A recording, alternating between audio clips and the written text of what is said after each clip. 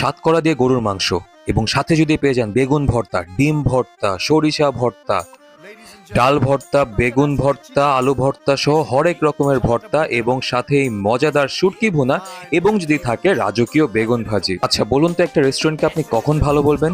যখন সেখানে আপনি বারবার যাবেন এবং প্রতিবার গিয়ে একই ধরনের সার্ভিস পাবেন। এমনই একটি রেস্টুরেন্ট হলো সিলেটের পাঁচ ভাই রেস্টুরেন্ট। সেখানে প্রথমেই ভাতের সাথে আমরা সব পদের ভর্তা নিয়ে নেই এবং বিশ্বাস করেন ভাই, প্রতিটা ভর্তায় ছিল খুবই মজা এবং মাস্ট ট্রাই। চিকেন টিক্কা বলে আইটেমটা ছিল, খুবই ক্রিস্পি এবং খেতে ভাতের সাথে দারুণ লেগেছে।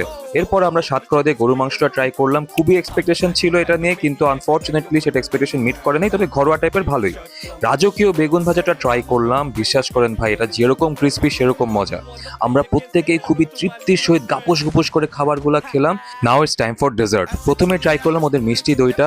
ভাই বিশ্বাস করেন this was really crazy and it's a must try item, আমাদের প্রত্যেকেরই দারুণ লেগেছে। দইয়ের পর ট্রাই করলাম ফালুদা। ফালুদাতে অনেক কিছুই ছিল এবং নিঃসন্দেহে এটা একটি ভালো ফালুদা। লাস্টে ট্রাই করলাম ওদের পুডিংটা, বিশ্বাস করেন the pudding was too good অ্যান্ড এটা অবশ্যই আপনি ট্রাই করবেন, না খাইলে মিস।